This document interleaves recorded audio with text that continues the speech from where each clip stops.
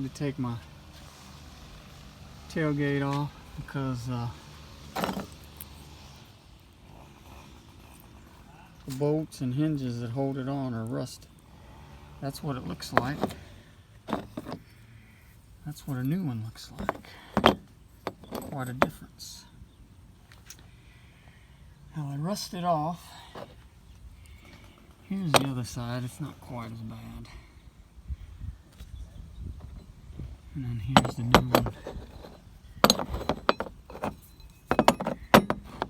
That looks a little more heavy duty. So it's got a bolt here you have to take out. Replace it with this. Put the bolts back in. I hit it with some blaster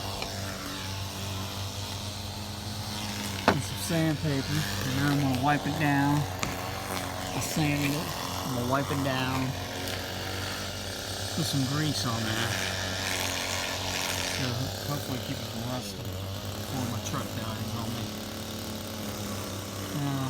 Let you know how it turns out.